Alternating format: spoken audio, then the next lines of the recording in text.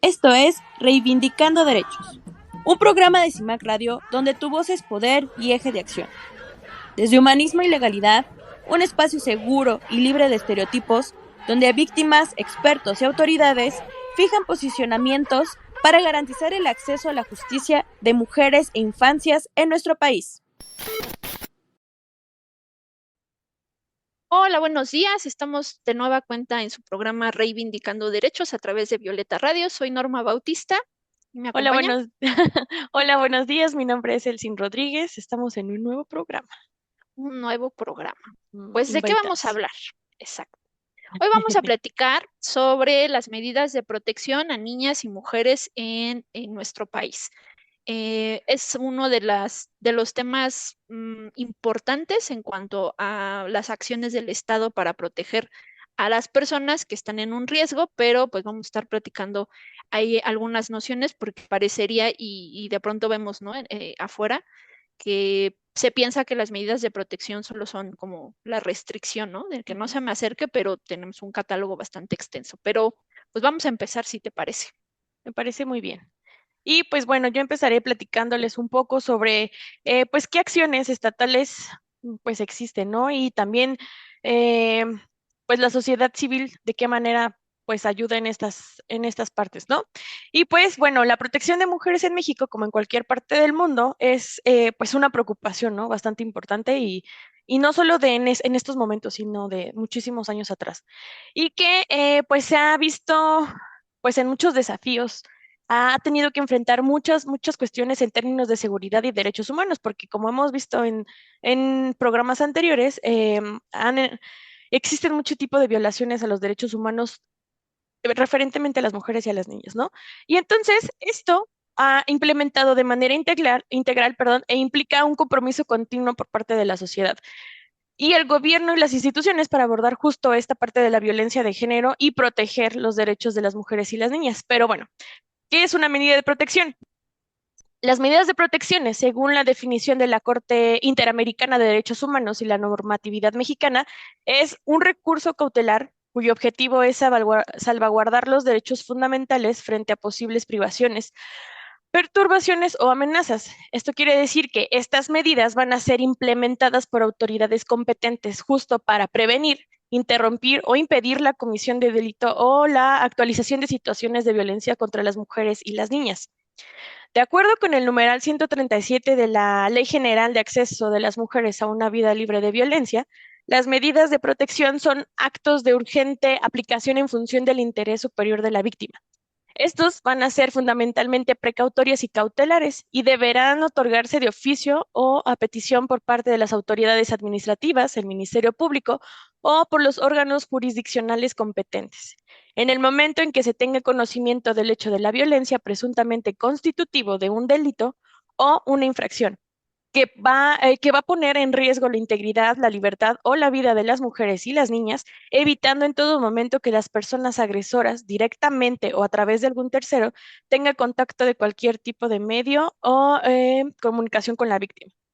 Entonces, como observamos y como hemos escuchado, el propósito de estas pues medidas es justo esto, prevenir, interrumpir o impedir la comisión de un delito que se actualice supuestamente ya sea en materia civil o familiar, pero que implique violencia contra las mujeres. Y bueno, ya sabemos qué es esto, entonces, ¿qué medidas de protección en términos generales a favor de las niñas y de las mujeres existen en México? Pues bueno, las principales que se van a manejar y que van a abordar la violencia de género y van a, pues a mejorar hasta cierto punto la seguridad de las mujeres y las niñas son las leyes y políticas específicas que se deben manejar en el Estado mexicano.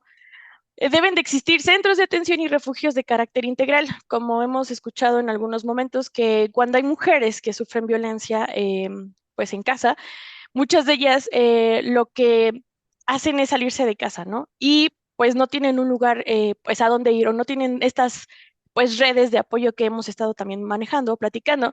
Entonces ellas acuden a los ministerios públicos y ellos deben de canalizarlas a un espacio en donde pues absolutamente nadie sabe dónde están, solamente los pues las autoridades pertinentes y ellas van a estar ahí ya sea solas o con sus hijos, ¿no? Pero en muchas veces pues tienen hijos. Ajá. También van a aplicar esta parte de la educación y la concientización sobre la igualdad de género y la no tolerancia a la violencia. Deben de estar capacitados de fuerzas de seguridad como primer contacto. Es decir, que cuando nosotros imponemos una denuncia o vamos al Ministerio Público, las autoridades deben de tener esta capacidad o esta pues sensibilidad, como también lo hemos platicado, para manejar este tipo de temas, porque pues son las primeras personas o es el primer contacto que tiene una víctima para pues mm, abordar el tema de violencia pues que trae, ¿no? Debe de existir estas también unidades especializadas de violencia de género contra la mujer y también hemos escuchado que existen estas líneas de ayuda y atención y recuerdo que ahora que pasó lo de la pandemia, también lo hemos platicado, ¿no? Que las llamadas al 911 hubo una alza muy, muy grande, ¿no? Porque pues estás continuamente pues con tu agresor, o sea, prácticamente estás 24/7, ¿no? Entonces, pues se desarrollaron estas líneas de ayuda para pues, pues sí ayudar y en su momento pues canalizar a las mujeres a espacios seguros, ¿no? También existen estas tecnologías para la seguridad. Hemos escuchado también de los botones de pánico, ¿no? En algún momento existió esta campaña de que iban a brindarles estas herramientas de botones de pánico o los silbatos, ¿no? Que en algunas escuelas primarias, si no mal recuerdo, les enseñaron o les entregaron silbatos, ¿no? Los silbatos rosas porque hubo como esta parte que se desencadenó muchos secuestros de niñas. Entonces, las escuelas implementaron esta parte, ¿no? De herramientas para ellos y para, pues, alertar a la comunidad si hubiera algún incidente de este tipo, ¿no? También, pues, existen las redes de apoyo comunitario y como lo platicábamos en algún momento, es importante tener nuestras redes de apoyo porque sabemos que ellas son las con las que vamos a contar y no solamente en el ámbito comunitario, sino también personal, ¿no? Por ejemplo, en el trabajo, en la familia, en los amigos necesitamos tener estas redes de apoyo para pues saber a dónde ir en caso de ser víctima de violencia de género. El acceso a la justicia también, ¿no? O sea, es ir a poner una denuncia y que esta denuncia tenga un seguimiento y que este seguimiento, si se necesitan las medidas de protección cautelares, sean puestas en su momento, justo para prevenir otro delito, ¿no? Y pues bueno, el empoderamiento económico para hacer frente a la dependencia financiera, pues de las mujeres, ¿no? Porque muchas de ellas son amas de casa. Entonces, sí saben trabajar, pero por lo mismo de este tipo de violencias, las hicieron muy, muy herméticas y pues no tienen como una fuente de ingresos. Entonces, la idea de esto es que también ellas vayan saliendo financieramente, pues posible, ¿no? O sea, para que se mantengan tanto ellas y en su caso, pues a sus hijos, muchas de ellas que los tienen, ¿no? Y pues bueno, entonces las medidas de protección que la ley general establece es que el tiempo de estas medidas de protección van a ser 60 días prorrogables y 60 días principalmente, pero se pueden extender a 30 días más o por el tiempo que dure esta investigación. Los principios que van a cubrir esto es que van a ser de protección, de necesidad y proporcionalidad, pero también van a ser confidenciales, oportunas y específicas. Y estas también tienen que ser accesibles, integrales y deben de cubrir la parte de los principios pro persona, o sea, que ellas, o sea, son intransferibles. Se refiere esto del principio pro persona a Ajá. que todas las medidas que tú implementes para estas, las personas a las que les vas a dar este apoyo, eh, sea para, de alguna manera, eh, benéfico de acuerdo a la problemática que están viviendo y de acuerdo al contexto y de acuerdo a su propia historia de vida, ¿no? Entonces, digamos que de ahí se cubre toda esta parte de que sea principio pro persona. O sea, entonces es de acuerdo al tipo de delito con el que se inició la denuncia. No, esa digamos que es como de la entrada, Ajá. pero más bien es, a ver, tú, Celsi, necesitas, ¿qué tipo de medida necesitas tú? A partir sí del delito, por supuesto, pero más hacia el riesgo. Y a partir del riesgo es cómo cubro las necesidades particulares que tú estás presentando. Entonces, sí se liga con el delito, por supuesto, pero también sobre lo que tú necesitas. Todo lo que tú en particular necesites, digamos que es como el principio pro persona sería como todo lo que hagamos en beneficio tuyo, ¿no? Y entonces, si es otra víctima, todo es, y cada caso en específico necesitará un requerimiento particular, entonces se refiere como a ese entorno. Ah, ok, muchas gracias. Y bueno, estas medidas también van a ser dirigidas tanto a mujeres o niñas o los hijos de estas mujeres. Y pues pueden pedirlas las mujeres, las niñas directamente o a través de algún tercero que tenga contacto de cualquier tipo o medio con la víctima. Entonces, si ellos inician o ellas inician una denuncia por violencia, la autoridad es quien le debe de pues acreditar estas medidas de protección, ¿correcto? Ajá, aunque también los propios ordenamientos señalan que no necesariamente necesitas una denuncia, ¿no? Y eso es lo importante, porque pues también imaginemos la víctima que está sufriendo una opresión muy fuerte, pero todavía no quiere denunciar. Sin embargo, sí necesita la protección. Entonces, sí pueden actuar las medidas de protección sin que necesariamente tengas una denuncia, aunque claro, sí tienes que ir a la autoridad, ¿no? Para manifestar que necesitas esas medidas o vamos a pensar, yo estoy viendo que soy tu vecina y sé que te han agredido. Entonces yo voy a decir que tú necesitas medidas, ¿no? Entonces eso también se puede. Mm, Muy bien. Pero creo que estamos en tiempos, entonces, ¿te parece si Sí, vamos sí, a sí. nuestro primer corte comercial y regresamos a su programa Reivindicando Derechos? En CIMAC Radio queremos escucharte. Comunícate con nosotras al 55 60 60 55 71 55 60 60 55 71 y déjanos conocer tus opiniones sobre nuestra programación. CIMAC Radio, periodismo con perspectiva de género. Regresamos de nuestra pausa y estamos platicando sobre las medidas de protección en casos de violencia de género contra las mujeres. Norma, ¿nos puedes seguir platicando un poco de este tema? Sí, yo creo que ahorita nos diste como el mapeo general, pero entonces ahora es importante entrar a hablar de qué van este tipo de medidas. Y es importante mencionar que, pues si bien es cierto, tenemos diferentes ordenamientos jurídicos, por ejemplo, vamos a hablar del Código Nacional de Procedimientos Penales, la ley específica, que es la Ley General de Acceso a las Mujeres a una Vida Libre de Violencia, y no hay que olvidar que cada entidad federativa a partir de esta ley general debe de tener su ley local. Entonces todavía a eso le tendremos que cruzar la parte local. Aunque nosotros ahorita nos vamos a quedar con la parte general para tener una noción y de ahí es donde se deben de jalar las entidades federativas para hacer su regulación específica. Entonces, bueno, vamos a empezar con el Código Nacional de Procedimientos Penales. Las medidas de protección están reguladas en el artículo 37. Y de ahí, sí es importante que hagamos mención sobre todas las medidas que vienen, aunque hagamos una lectura general, porque mucha de la idea, a veces cuando tienes una asesoría o incluso con la propia autoridad, es solo dar un tipo de medida, ¿no? Y la clásica, código águila, ¿no? Que estén dando vueltas aquí en la Ciudad de México. Pero tenemos muchas más, es un catálogo bastante extenso. Entonces, si me lo permiten, en el artículo 37 nos dice que hay esta prohibición de acercarse o comunicarse con la víctima, limitación para asistir o acercarse al domicilio o lugar donde se encuentre la víctima, separación inmediata del domicilio, entrega inmediata de objetos de uso personal y documentos de identidad, la prohibición de realizar conductas de intimidación o molestia, vigilancia en el domicilio, protección policial, auxilio inmediato por integrantes de instituciones policiales al domicilio al momento de solicitarlo, traslado de la víctima ofendido a refugios o albergues temporales, el reingreso de la víctima ofendido a su domicilio, salvaguardando su seguridad. Todas estas en términos generales, si las desmenuzáramos, que no nos da tanto tiempo, pero si las desmenuzáramos, habla precisamente de las necesidades de las víctimas cuando han salido de un contexto de violencia, ¿no? Entonces, no nada más es que te cuiden en ese entorno, ¿qué tal que no puedo regresar? Y necesito sacar documentos, necesito sacar mi ropa, objetos personales y demás. Por eso cubre un espectro mucho más amplio en cuanto a este tipo de acciones.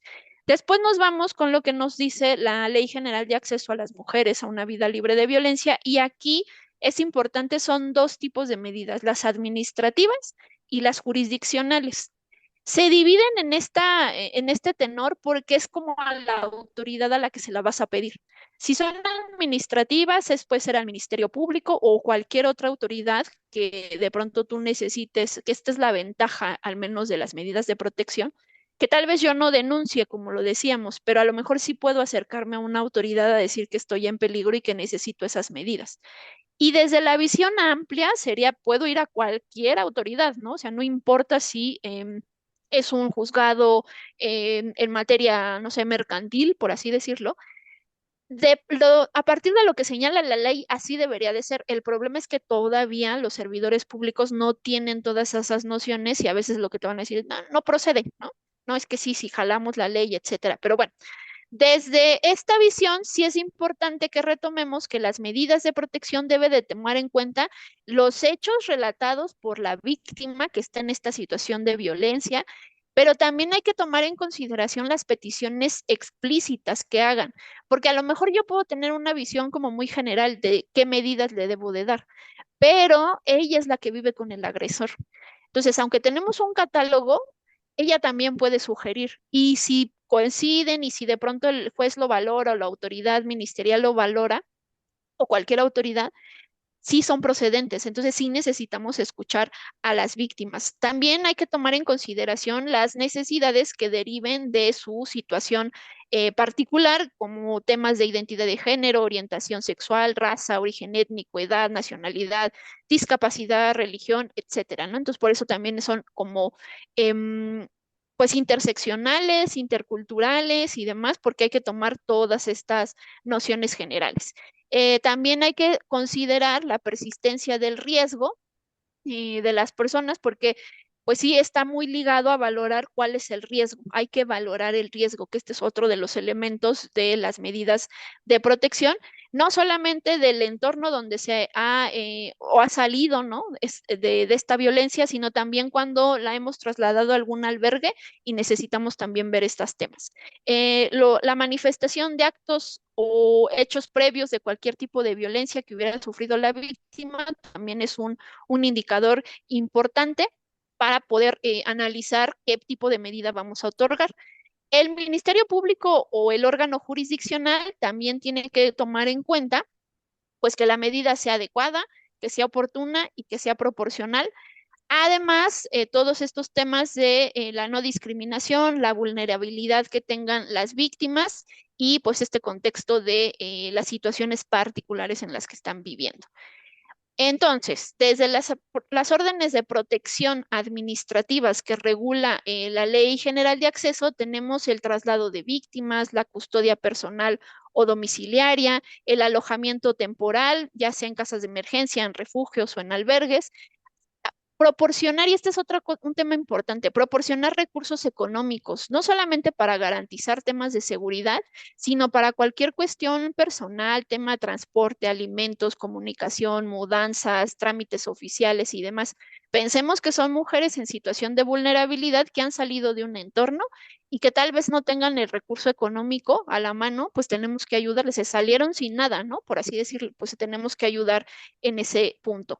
También canalizar y trasladar a instituciones que integran el Sistema Nacional de Salud, facilitar la reubicación del domicilio, residencias o centros educativos, prohibición inmediata a la persona agresora de acercarse al domicilio o a sus familiares o amigos, lugares de trabajo, lugares de estudios o cualquier lugar donde la víctima pudiera estar. Y esto también cubre no solamente a las víctimas directas, sino también a las indirectas. El reingreso de la víctima a su domicilio, protección policial permanente o protección de seguridad pública y privada también pudiera ser, utilización de herramientas tecnológicas que coadyuven estos temas de seguridad, suspensión temporal de la persona agresora sobre el régimen de visitas y convivencias, que se ordene también la entrega inmediata de objetos de uso personal o documentos de identidad de las víctimas directas o indirectas, prohibición a la persona de comunicarse por cualquier medio o por una tercera persona, tanto con la víctima como con la víctima indirecta, directa o indirecta, resguardar armas de fuego o aquellos que son utilizados para amenazar o agredir a la mujer en situación de violencia, solicitar a la autoridad jurisdiccional competente, pues todos estos temas para garantizar las obligaciones alimentarias, también temas de inventario de bienes de la persona agresora, embargos precautorios sobre las propiedades, ¿no?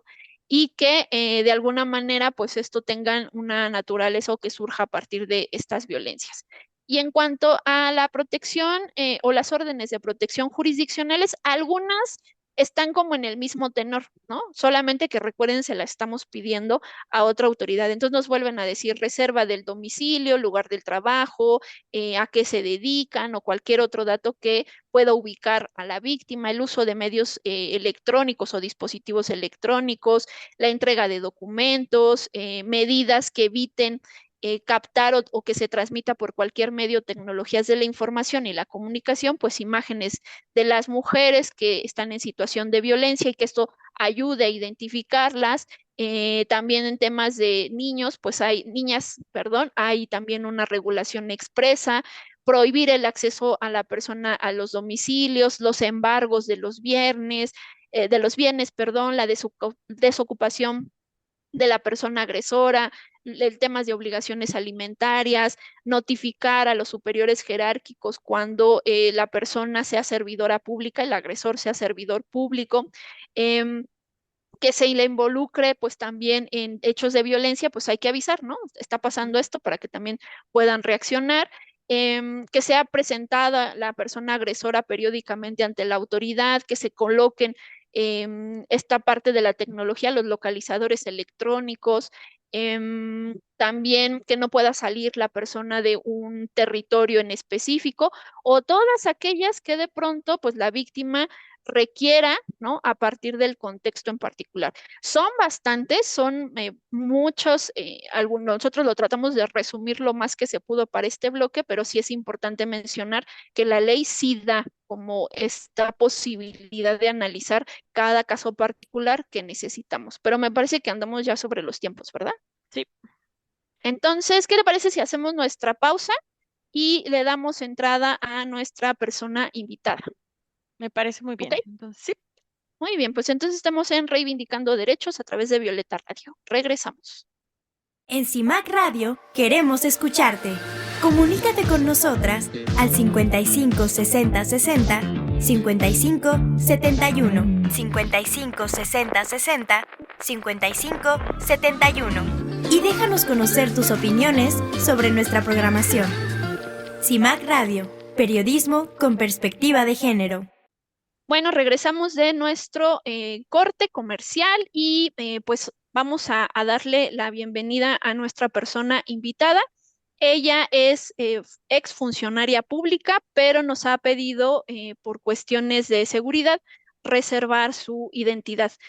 Pues bienvenida a este programa Reivindicando Derechos. Muchísimas gracias a ambas por estar aquí, por esta noble invitación para poder informar un poco sobre estas medidas de protección de las cuales el día de hoy vamos a estar platicando para todas estas mujeres que requieran de esta ayuda y asimismo de aquellas que nos escuchen y conozcan a alguien que también requieren de esta ayuda y les puedan brindar la información correspondiente con la finalidad obviamente de poder ser ayudados de manera adecuada. Muy bien, pues adelante, Cel. Hola. ¿Cuáles son pues, los principales desafíos que enfrenta el sistema legal mexicano en la implementación efectiva de medidas de protección para mujeres y niñas víctimas de violencia de género? Tratando de concretarlo para no tardarme mucho, diría que son 4 puntos. La primera es, tomando en consideración que las medidas de protección son solo de investigación y temporales, no se cubre en su totalidad la integridad personal ni jurídica de una víctima. 2, la capacitación adecuada de los servidores públicos en relación a la propia materia como tal de implementación de medidas de protección. Toda vez de que desde el inicio de los jueces, notificadores, Policía de Investigación, Secretaría de Seguridad Ciudadana, Ministerios Públicos, auxiliares, asesores jurídicos públicos y abogados victimales, en muchas ocasiones pierden la noción del alcance de estas mismas y así también del otorgamiento de estas y la ratificación. 3, la falta de personal y recursos para implementarla, tanto en juzgados como en ministerios públicos. El trabajo de 5 normalmente lo realiza uno y hablando, por ejemplo, de autoridades especiales como lo son en este caso desde hace aproximadamente un año, la Policía de Género, hay una patrulla para una coordinación territorial que tiene un territorio amplio y si le das 4 elementos que saben y tienen la capacitación de el género, sin embargo, les das una patrulla. Obviamente eso no les da para ser eficientes dentro de su propio plan de protección. Y 4, la coordinación interinstitucional, que no solo garantiza la efectiva aplicación de las medidas de protección, sino la eficacia de las mismas en el momento oportuno y adecuado. Esas serían para mí esas 4 áreas de oportunidad que tendríamos ahí como retos para nuestras autoridades. Muchas gracias. Y de acuerdo a tu expertise y los marcos legales que tenemos, ¿cómo, cómo sabemos o cómo se determina la necesidad y la proporcionalidad de una medida de protección en un caso en específico? O sea, ¿cómo sabemos que esa víctima necesita esa medida? Mira, hablando de las medidas del artículo 137 del Código Nacional de Procedimientos Penales, cabe resaltar que es la propia denunciante, la víctima, que te da en su propia narrativa de hechos la peligrosidad latente en la que se encuentra, dando ella misma la proporcionalidad de su delito. Asimismo, de la audiencia de ratificación de medidas de protección se le argumenta al juez que se le deben de dar dichas medidas de protección a la víctima, directa o indirecta, derivado de la propia naturaleza del hecho fáctico. Esto en relación a las fracciones, bueno, del mismo numeral, que ya sabemos que es la 1, la 2 y la 3, quienes llevan una audiencia para judicializar las mismas, considerando el juez que no es lógico, por ejemplo, en muchos sentidos, imponer un derecho real por un delito. Ese es en relación al Código Nacional de Procedimientos Penales.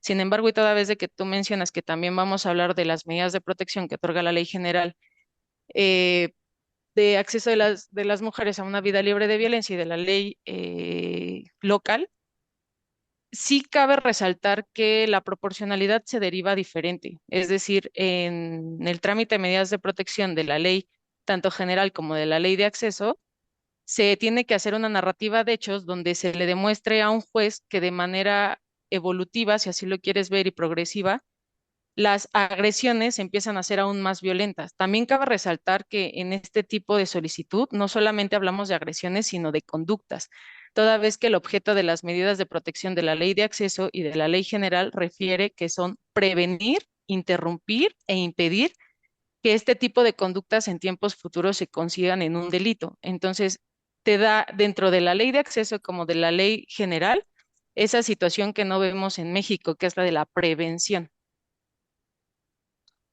Ok, muchas gracias, Cel. Ujú. Y entonces, ¿cuál es la importancia de considerar pues factores como la identidad y la expresión de género, la orientación sexual, la raza, el origen étnico, la edad y la discapacidad al momento de dictar estas medidas de protección?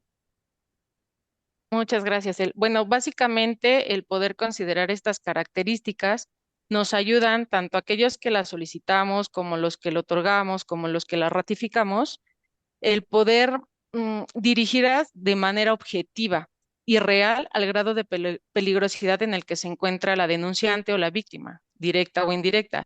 Y en este mismo contexto, que se ha derivado de esta objetividad, que se puedan solicitar y otorgar las medidas de protección que sean correctas, que sean eficaces, que sean eficientes en algún momento dado al caso en particular de cada una de las víctimas que los está solicitando y las requiere para su propia protección. Por ejemplo, ahorita nos platicabas que tenemos pues lo que dice el Código Nacional de Procedimientos Penales, lo que menciona la ley general y luego Ujú. lo que dice la ley local. Pero si bien es cierto, tanto la ley general como la ley local habla de temas de violencia de género contra las mujeres y el Código Nacional de Procedimientos Penales habla de las medidas de protección, ¿no? Como si en cualquier hecho delictivo, ¿no? Por así decirlo. Sí, claro. Entonces, ¿cuál es la interacción de las medidas tanto específicas como generales cuando hablamos de temas de o delitos a razón de género? Mira, básicamente es la misma. El Código Nacional habla de procedimientos penales que se establecen de manera general, como tú bien lo mencionas. Y la ley general, así como la ley de acceso de las mujeres a una vida libre de violencia, lo hace de manera específica. Esto siempre, como tú lo acabas de decir, de manera especial y con relación a la violencia de género. Y aún y considerando la supletoriedad de la ley, los principios ambos de derecho general están enfocados única y exclusivamente a una cosa, y esa es a la protección de las víctimas. Entonces, en el rango de, obviamente, de esta perspectiva de género, de esta violencia de género, es la misma, el proteger a la persona de manera íntegra, que esa es una de las palabras que hay que considerar mucho dentro de toda la protección que se brinde, tanto del Código Nacional de Procedimientos Penales como de cualquier ley especializada o local que tengamos. Ok. Ujú. Y entonces, en la aplicación de medidas como la prohibición de acercarse o la custodia personal, ¿cómo se equilibra la protección de la víctima con los derechos del presunto agresor? Mira, esta es una situación que debemos de considerar toda vez de que mm, existe esta posibilidad de que un derecho real no puede ser más importante, como te lo había comentado, que el de una conducta que sí sea tipificada como delito. Entonces, sí es cierto, tenemos derechos que se nos dan por el simple hecho de ser persona, como por ejemplo el derecho a transitar. Sí, pero si yo te estoy diciendo a ti juez, a ti Ministerio Público, que esa persona que tiene un derecho libre de transitar me está agrediendo, el que tú le impongas una medida de que no se me acerque, por ejemplo, realmente no transgrede como tal ese derecho que él tiene a libre tránsito, porque al final solamente le estás solicitando de manera estricta el que no se acerque, por ejemplo, a un territorio donde yo estoy parada, y no lo estás haciendo como de que no puedas ir, por ejemplo, de estado a estado. No hay una argumentación jurídica lógica donde tú puedas decir que se te está violentando cuando tú mismo eres consciente de la situación que estás realizando hacia otra persona que sí es comitiva de un delito. Ok. Em, yo, yo me surge como una duda, ¿no? También. Justo si estamos como platicando que hay, Celsin en el primer bloque nos decía que dentro de las medidas generales de protección a estos temas de violencia de género, pues tenemos unidades especializadas, fiscalías, ¿no? Centros de atención, etcétera. Entonces, si la víctima va a un centro de atención, ¿cuál sería como su caminito que tendría? Y pensando no solamente en estos centros de atención, sino tal vez si acudiera a cualquier autoridad, ¿cuál sería el camino que debe de seguir para pues llegar a una audiencia o llegar a una autoridad y se le otorguen estas medidas de protección? Mira, hablando del código, obviamente tenemos que llegar con nuestro Ministerio Público, ya sea si la personita va con un asesor jurídico privado, un asesor jurídico público, son ellos quien solicitan. Ministerio Público otorga. Sin embargo, si fuesen solas, es Ministerio Público el encargado de otorgarlas tal cual lo dice el artículo 137, que es responsabilidad del Ministerio Público a consideración de la proporcionalidad que él tiene el otorgarlas. Después de ahí, la ley estipula que se debe de realizar una audiencia posterior a ello de 5 días, donde se tiene que hacer las ratificaciones en esa audiencia donde el Ministerio Público se presenta y obviamente argumenta jurídicamente la situación ante su señoría de exactamente lo que decíamos, la proporcionalidad de estas medidas de protección, donde será juez quien tendrá a bien otorgar estas medidas, las puede ratificar, ampliar o cancelar en su momento adecuado, y después de ahí se le otorga. Sin embargo, ahora lo que te comentaba es muy diferente a las medidas que se otorga de la ley general y a su vez hablando ya de manera local de la ley de acceso de las mujeres a una vida libre de violencia. ¿No? Entonces, no sé si respondí tu duda o quieres que me amplíe un poquito más. No, sí, me queda claro que entonces hay que llegar a la autoridad, se hace el caminito y que de alguna manera valoran todo el contexto, por así decirlo, Ujú. para decir, ah, bueno, esta sería como la más adecuada. ¿Sí? ¿Sería así, correcto? Así es, sí, Ok. claro. Creo que por ahí Celsin tiene otra Ajá. pregunta. Y entonces, para ti, ¿cuáles crees que son pues los desafíos más significativos en el acceso a la justicia para las mujeres pues que viven violencia de género? Mm, Pues yo creo que el desafío más fuerte que tenemos es la falta de empatía por parte de las autoridades. Es eso.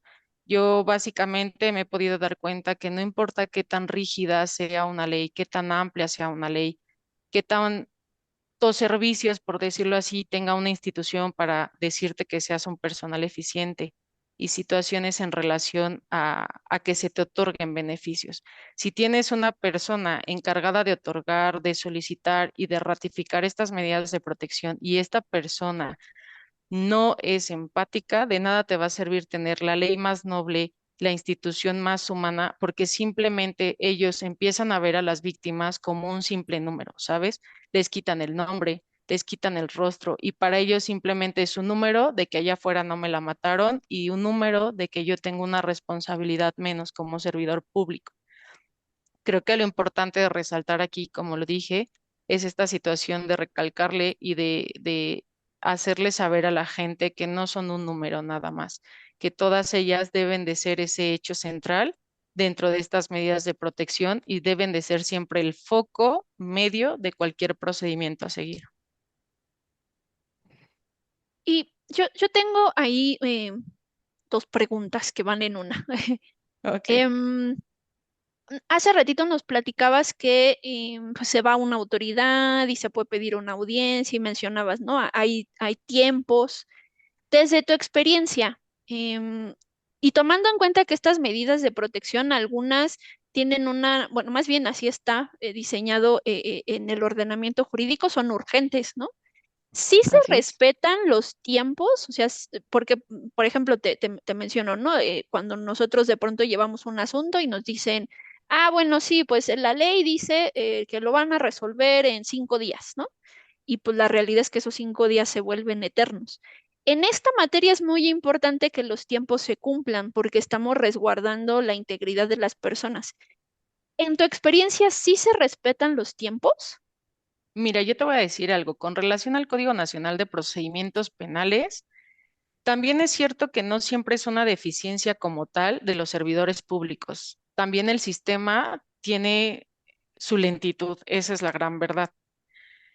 Es tal cual lo vemos en el MP, sí existe una lentitud, también porque hay carga de trabajo, como se los dije, ese es uno de los retos que tiene México para poder hacer un otorgamiento eficaz de estas medidas. Sin embargo, hablando como tal ya a nivel local, norma de la Ley de Acceso de las Mujeres a una Vida Libre de Violencia, yo te he de decir que me quedé con un muy buen sabor de boca. La verdad es que los jueces son muy, muy idóneos. Si bien es cierto de la ley se estipula que deteniendo el conocimiento, su señoría tiene 4 horas para poderlas implementar, es el único hecho en el que te podría decir que no. Porque no es lo mismo que te lleguen 8 mujeres de 5 centros de justicia a que te lleguen 32, que fue el máximo que a mí me llegó a tocar. En 4 horas un juez no te puede resolver 32 medidas de protección. Sin embargo, de ahí en más, la verdad es que era bien raro el juez que te daba la audiencia 3 días después, ¿no? Así fuera viernes, se llevaban las audiencias sábados o domingos. Esto con la finalidad de que sean, como lo dice el código, urgentes, ¿no? Temporales sí, pero urgentes. Y la verdad es que sí tenían, si bien es cierto, el catálogo, como tú lo mencionaste hace un momento, de la Ley de Acceso y de la Ley General es muchísimo más amplio que el del Código Nacional de Procedimientos Penales, eso a ellos también les permite que tengan un mayor rango de trabajo para ayudar a la gente.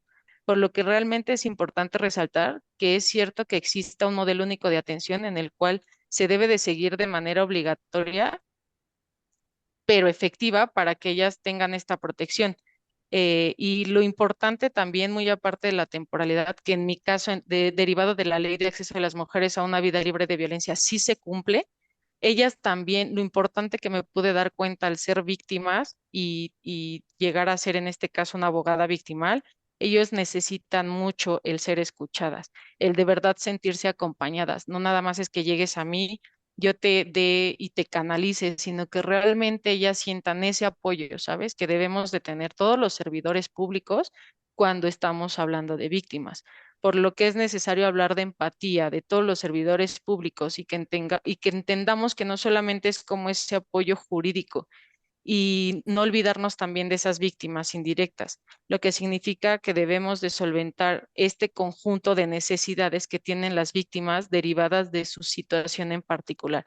Y era lo que te decía, si como una política pública damos una institución, damos una ley, damos un protocolo y no tenemos esos servidores públicos que realmente tengan esta situación de empatía con la gente, que realmente no sean humanos con lo que ellos tienen, no importa qué ley sea, no importa con qué condiciones trabajemos, nunca va a resaltar efectiva una política pública que no tenga esos trabajadores idóneos para poder tratar con víctimas. Tratar con víctimas no solamente es una profesión, es una vocación que te lleva a muchísimas cosas y en algún momento hasta sentirte en los zapatos de ellos para que tú puedas de manera acorde solicitar lo que tú creas real, tal cual real, para que ella sí se sienta protegida como debe de ser nuestra obligación.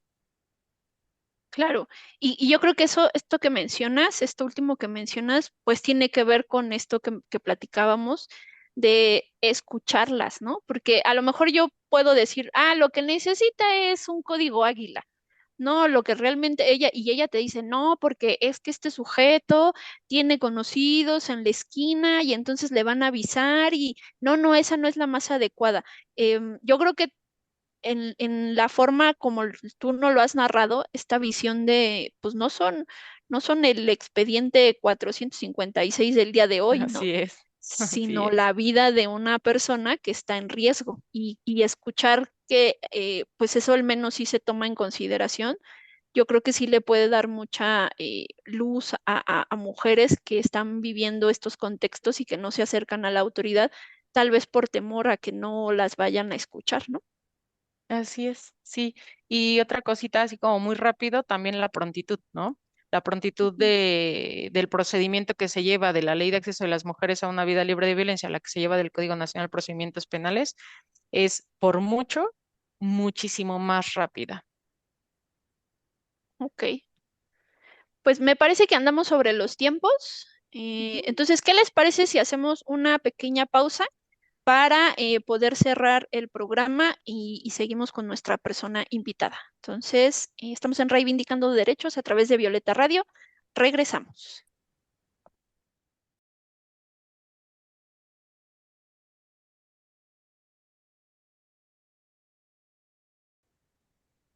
Regresamos de de nuestro corte comercial. Seguimos platicando sobre las medidas de protección en casos de violencia de género. Norma. Sí, pues aprovechando a nuestra invitada, recordarás que, y les comentamos al auditorio, tuvimos hace unos mesecillos un caso de una persona adulta mayor que pues solicitaba medidas de protección porque era víctima de violencia familiar por parte de un familiar muy cercano, para no dar más información de la víctima. Y te contamos que ayudamos a esta persona para, llevaba varias carpetas de investigación por violencia familiar, ahí nada más le dimos acompañamiento, no somos sus asesoras jurídicas, pero le ayudamos a diligenciar medidas de protección. Estas se las íbamos a pedir al Ministerio Público. Y te cuento que el camino que tuvimos que seguir para este procedimiento fue extenso en cuanto a tiempos. Fue muy tardado. Como la señora no podía caminar bien, necesita andadera. De pronto esta cuestión de como lo que mencionas de la empatía, ¿no? Pues si estás viendo que no puede caminar, ¿por qué la Ujú. sigues citando a una Claro, agencia del Ministerio Público súper lejos así cuando no es. haces estas visiones, ¿no? Entonces, me gustaría preguntarte para ir cerrando nuestro programa, es desde tu expertise, que de pronto, pues tú no lo has narrado. ¿Qué tanto de los casos en donde tú tuviste intervención, los resultados fueron positivos? O sea, si pudiéramos cuantificar de 100 asuntos, ¿qué tantos fueron los que sí se resolvió de manera eficaz? y pronta a partir de este procedimiento. Tratando de sacar una estadística concreta, para que se den una idea, yo te podría decir que de 100 asuntos en los que interviene la solicitud de medidas de protección, uno no fue otorgado. Como yo te lo mencionaba, creo que la ley de acceso, así como la ley general, son muy humanas. Y lo importante que tienen aquí es que tú del propio escrito, cuando solicitas estas medidas de protección, le puedes hacer saber a su señoría cuáles son las condiciones de tu víctima. Uno. Dos, derivado también de esas condiciones, su señoría toma conciencia hasta para llevar la audiencia. Entonces, en la experiencia que tengo, yo te puedo decir que sé que la vía y la forma para realizar una denuncia es el Ministerio Público. Sin embargo, la verdad es que la ley de acceso y la ley general les dan muchas oportunidades a las mujeres para poder denunciar. De inicio, se manejan por el principio de buena fe, que menciona que las autoridades en todo momento presumirán la buena fe de las víctimas en situaciones de riesgo. Es decir, las víctimas a veces ni siquiera tienen que llevar pruebas, basta con su propio dicho y así también lo menciona el artículo 5 de la Ley de Víctimas de la Ciudad de México. A lo más que se le llega a realizar en estos centros es una cédula de registro única, donde cual se le realiza un tamizaje de riesgo que es por propio dicho también de la víctima. Y dos, también se guían mucho por el principio pro persona que vi que mencionó hace rato la licenciada Celsin. Y este principio básicamente manifiesta que para interpretar lo referente al otorgamiento de las medidas de protección en caso de duda, el juez siempre debe de estar a lo más favorable para la víctima.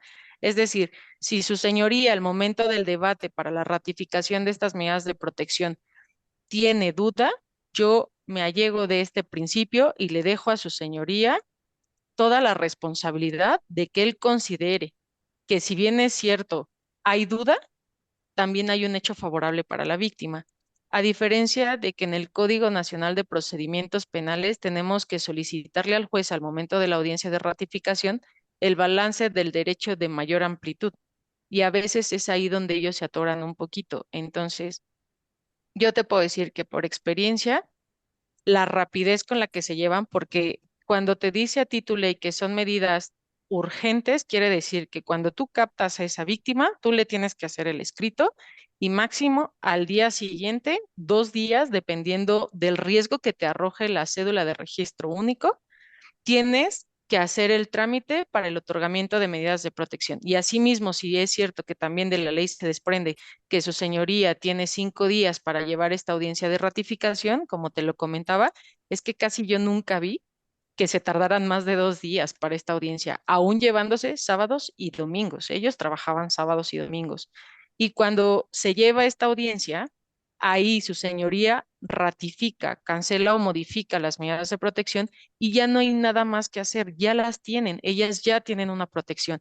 En relación a lo que tú decías de esta usuaria que tenías, cabe también, y lo quiero resaltar para que tengan de conocimiento las personitas que nos están escuchando.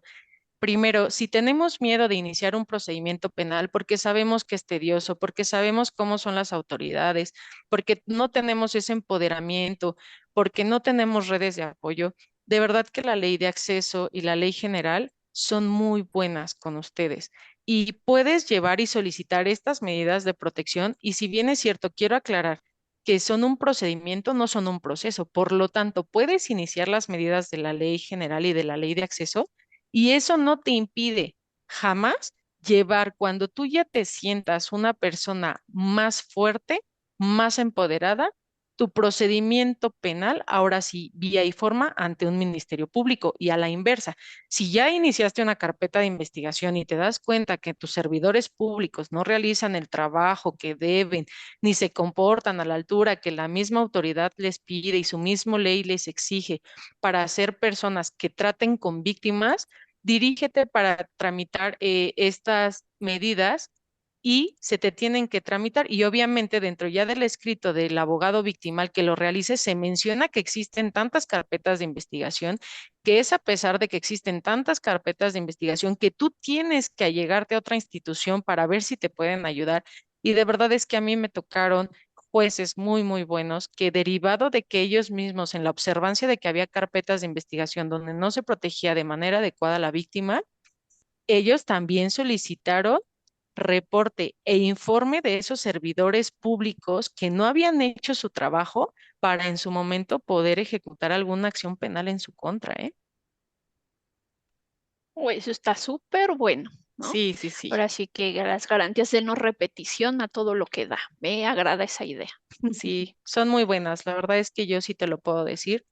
Son muy humanas, son muy empáticas socialmente hablando y hay jueces que de verdad traen como todo este amor en su corazón de querer hacer las cosas bien, porque era lo que te decía, la ley es un poco ambigua, pero si tú eres una persona con esta empatía social, puedes utilizarlo para beneficio realmente de tu víctima, para que le puedas decir a la ley, tú no me impides esto, por lo tanto, pedir no encarece su señoría. Veme, escúchame.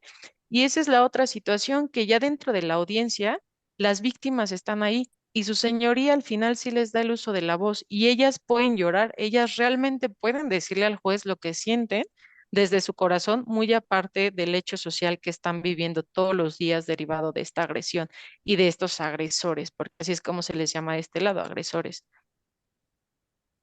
No, pues eso, yo creo que esa es una de las cosas de trascendencia, Ujú. porque muchas de las víctimas es eso, ¿no? Ni siquiera se sienten ya deja de arropadas, ¿no? Escuchadas por la autoridad, como ustedes lo han referido bien. Y pues si hoy tenemos una protección así, pues sí es importante seguir trabajando en ese reforzamiento porque esto es lo que puede dar la esperanza de vida a muchas mujeres que están en estos contextos de violencia. Te damos las gracias por estar en nuestro programa. No sé si quieras comentar algo final. No, solamente agradecerles muchísimo este espacio que me dan y de verdad ojalá muchísima gente conozca este trámite de la Ley de Acceso de las Mujeres a una vida libre de violencia.